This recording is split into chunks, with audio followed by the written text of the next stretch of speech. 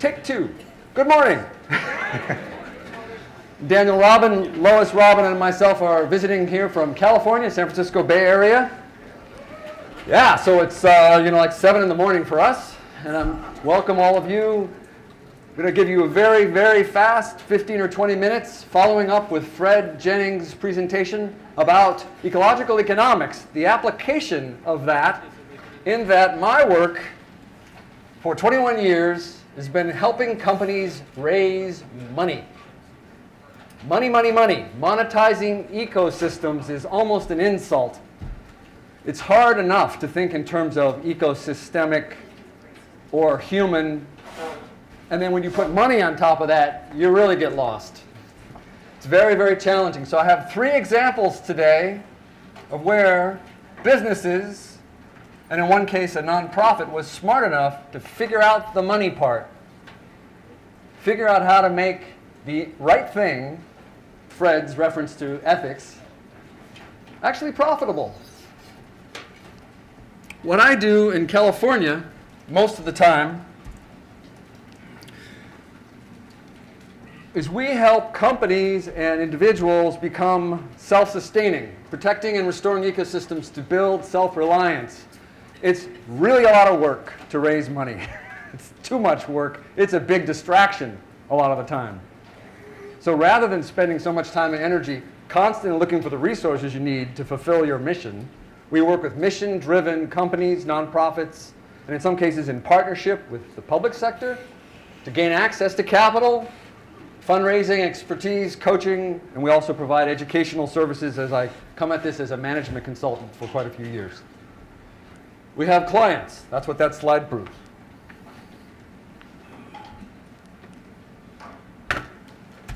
And I get to stand back here because the mouse does not want to advance. Okay. What is the true cost of climate change mitigation? What is the true cost of it? Wrong question. What's the cost of not doing it? This is a classical economics question. It's not about the cost.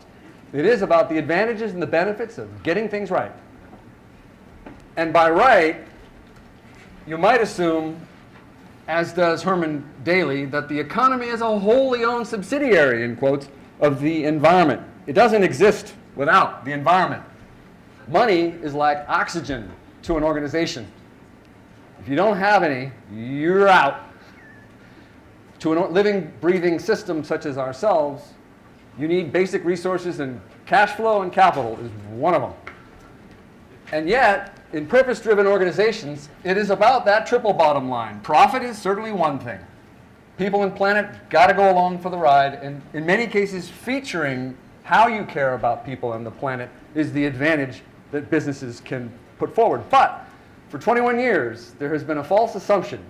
Almost everyone I've ever met assumes that because they have the people and planet in mind, that they don't have to be profitable or as profitable. Well, guess what's happened in the last 5 years? That's suddenly true. There's a field called impact investing. Anybody heard of it? All right, at least a third. Still almost as unusual and outside the norm as regenerative agriculture, as restoring the Earth's ecosystems. Impact investing says we can blend the value of that purpose-driven organization with the planet and the people interests. The blending of profit with those other concerns actually may end up making more profit. You can do things in a really intelligent design way. Well, that's the wrong phrase, isn't it? You can do things in an intelligent way and design your business to take advantage of inefficiencies, to turn trash into something treasured, and to help move it all the way to a restorative economy.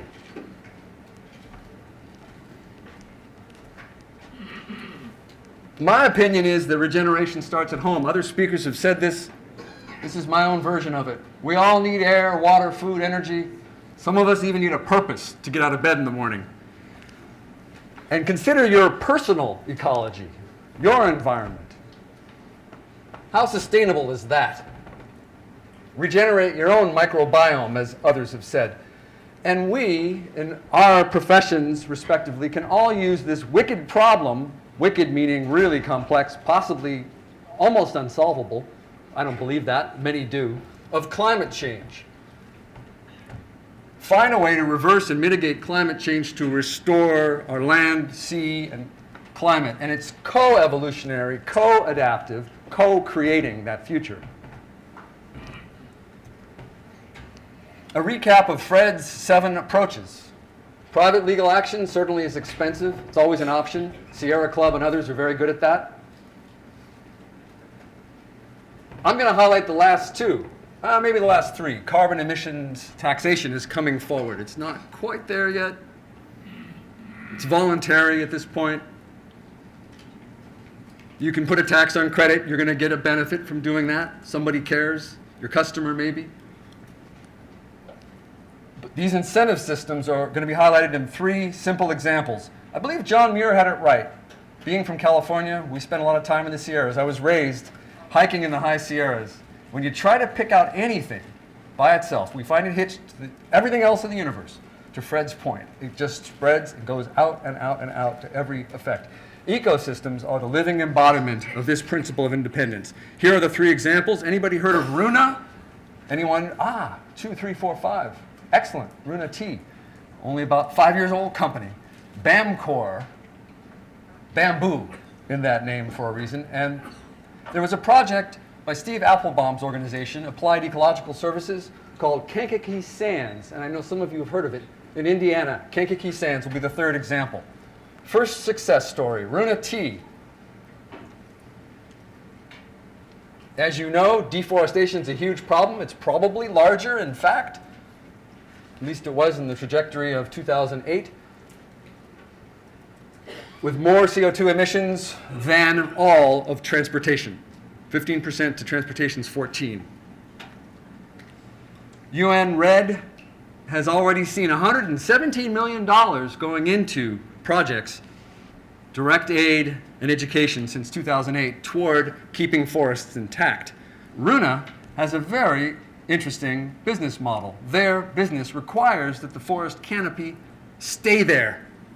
This is a company based in Ecuador in the jungles. And the canopy is required to grow something called guayusa. Guayusa is a coffee alternative. It's a kind of tea. Think of it as green tea on steroids. Green tea that's very strong, and it is the traditional beverage amongst many peoples in Ecuador. And it's grown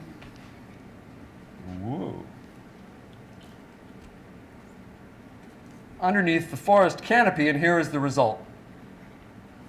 It requires that canopy to stay in place. It's grown by 2,000 smallhold farmers.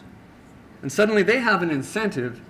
Everyone, the entire region, has an incentive to make sure they protect that forest because it's assisting with the livelihood of 2,000 farmers. Unfortunately, the same kind of practice has not happened worldwide. There are a lot of products that require the forest canopy. Yesterday's example of fishes in Brazil.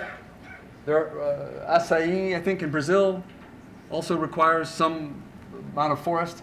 Indonesia is the poster child for what not to do. Laws in the books, their own government ignored it, 90+% of the rainforest is gone. But fortunately, where there's a problem, there's an entrepreneur innovating something.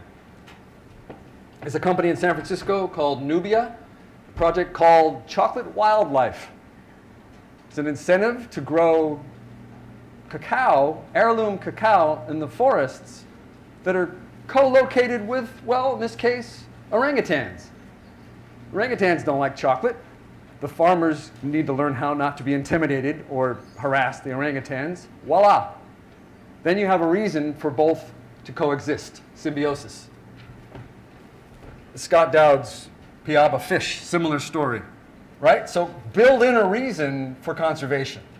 Build in a reason to love the thing that you want others to respect. Now here's a whole other concept, building a little on the architectural ideas and architectural design. Anybody heard of BamCore? Not in this room. They were in Northern California up in wine country. They had a big fire on their left and a big fire on their right. Right down the middle, fortunately they were not harmed. BamCore takes advantage by design of bamboo's design. Bamboo has, as you all know, and in 2014 when I was here, a presentation about bamboo. One of the fastest growing, most carbon sequestering materials there is. Timber bamboo is helping drive the paradigm shift that BamCore has been quietly building for 7 years. Shifting from wood to bamboo as the core material is an important part of that. I can't think of anything, and there's a very detailed third-party life cycle analysis that backs this up, that sequesters more carbon than this building system. It's not just a product, it's the way that buildings are created. Homes, any building. With these materials, you can then build as if it was Western-style materials, but bamboo is embedded in the center between soft veneers. Actually lowers the cost to operate the building, captures so much carbon through WTV as waste to value. There's a lot of the bamboo that's grown, and then they flatten it and fillet it, make it flat so that it fits between these soft veneers, and a lot of bamboo sawdust as a result. So that bamboo and other woods can be, through pyrolysis, converted into things like biochar, one of the sponsors, I believe, NextChar, and put that back in the soil, and on and on. The homes themselves are good for about 70 years. At the end of their useful life, more biochar. And it's creating jobs wherever that particular material grows. Most of the stands are in Colombia, the country of Colombia. And if you look back in history, as the CEO of this company did, he found that when the atmospheric CO2 levels were the lowest, happened to be corresponding when there was the most bamboo growing in that part of the world. A mini ice age at that time. Lots to learn from. Very detailed life cycle analysis is available for anybody who would like to look at it. Guadua is the kind of bamboo that's primarily used. It's timber bamboo. It is the world's strongest. If you've ever seen this stuff grow, it's like a miracle before your eyes. You can literally watch it grow. Here's a very quick overview of how this works, but it's their wall system that you can put up in 2 days, as opposed to many weeks, because everything is prefabricated into the cutouts for the windows, the doors, the electrical, the plumbing, all that. And you just, through computer-aided design, you assemble it. On site, customized. Whatever you need, out the other end, there it comes. And this is an example of when they built it. 6:30 one day, the bottom 3 p.m. the second day, walls were up. Timber bamboo is probably nature's fastest growing botanical fiber. And the more you need to grow bamboo, the more likely you are to convert less than sustainable agriculture practices like sugar and palm and cotton and so on into timber bamboo, which would be a really good thing for a potential to sequester. And 337 metric tons of CO2 per hectare from the bamboo itself. The life cycle analysis shows how much CO2 is sequestered for a long period in every home, every structure that's built. So that's BamCore. A little comparison here between normal trees and bamboo in terms of sequestration, oxygen generated, and water retained. I don't think anybody here is going to argue that bamboo is a good thing. Well, let's find a commercial use for it by scaling up BamCore's systems, and there are others working on the same problem. So climate change reversal? Yes, we can. To borrow a phrase from somebody we all miss. Life cycle analysis there at the bottom of this slide. If anybody wants to receive my slides, the full version, please approach me with your business card. I'm glad to send them to you. It's going to be a shorter version online. And the third example, Kankakee Sands, Indiana.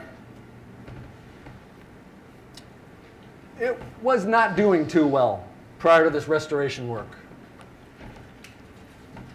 How many people realize that 99+% of Indiana's original prairie, wetlands, black oak, barrens, sand prairies, and so forth were lost?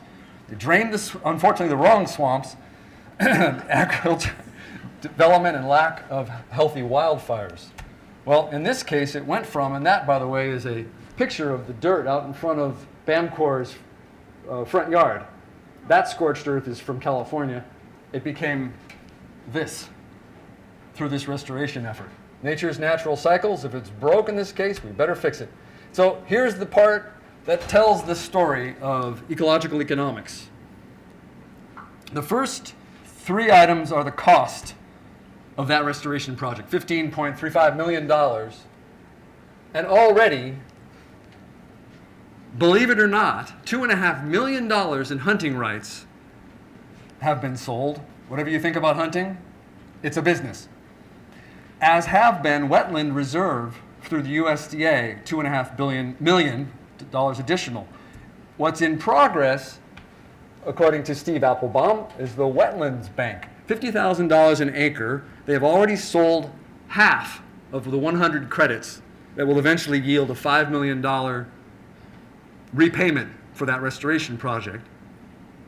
And then there's two other wetland banks, quite real and happening now. The other two are a little more theoretical. The carbon bank, 12 years ago, there was no particular market in the US for carbon credits. It's voluntary. If you can find somebody to buy them, great, but good luck selling them once you own them.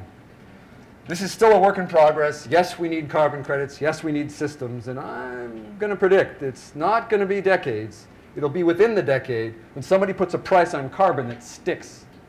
And you can use carbon credits as trade, as fodder, like currency. We're getting there, monetizing them, turning that externality of carbon into something that's intrinsically valuable called money. How much is money worth? Well, that's another conversation. And then flood management, priceless. What will this 20,000 acres of contiguous land now that's been restored? So it's pretty straightforward. Conservation, identify the land, protect it, you're done. Restoration takes a little more forethought in architectural design. Identify the lands to restore, and then early on integrate that with alternative stormwater management, trail systems, and so on. Currently in the Latin American Caribbean community, by the way, there's something called 20 by 20. It's now more like 28 by 20. That is 28 million hectares of degraded lands in the Latin American Caribbean region will be restored by 2020. It's getting somewhere. Take a look at that link. And here is the result at Kankakee Sands. Field trip. There is actually quite a bit of good news for anyone involved in food and ag, sustainable food systems. $1.5 billion so far this year has been invested. This is the sort of thing we keep track of. And there are three very inspiring trends: vertical farming and sensors. What you measure, you tend to value. Sustainability depends on measurements and data. Getting it right, you have to have the data. Sensors are a great way of doing that, monitoring the conditions of any growing environment. Sustainable food systems, and the third one, plant genomics and alternative proteins. Yeah, well, I'm not eating crickets anytime soon. Show of hands? Okay. That's getting somewhere. Plant genomics, it's a little controversial, but $1.5 billion, that's so far this year. So far, $1.5 billion has been invested in new ventures. Clean Tech Venture Forum this coming January will tell more about those trends. All right, and just to wrap up, a few California regeneration heroes of ours. That happens to be Piscinas Ranch, just southeast of where we are. Sally Calhoun there on the left. Tomcat Ranch is doing excellent education and research in this area of regenerative ag in California, up in the town called Pescadero, north of us. Markegard family, grass-fed, and then Lois Robbins' filmmaking adventures have taken her to interview Joe Morris of Morris Grass-Fed. Have a stake in saving the planet. And speaking of shameless self-promotion, well, actually I'm promoting someone else as well. That would be Lois, working on her film called The Dirt on Climate Change that interviews those prior ranch owners. They're doing very innovative and important and exciting work. And then our own Joan Maloof, who's here today, speaking tomorrow morning at 10 o'clock. It's the latest book. I believe it's available for sale on the back desk. I want to get a copy. Do I get a copy now, Joan? Yeah? Okay, good. Living Forests. I'm looking forward to reading that. And then in California, while I'm promoting events, myself, I'm a conference producer, and we have a Waste to Value conference coming up next year. Impact innovation at its best. It'll be our third one. Why are we doing it? I'm co-founder of something called Renewable Energy Investor Forum, and there's about 1.3 billion people. Fortunately, that number is going down slowly over time, that have no access to modern electricity. Now, okay, is electricity all that great? No, but the alternatives are that bad. Lack of electricity is a problem all unto itself. Having to gather wood, whatever it takes, is just not effective. Renewablesinvestors.com.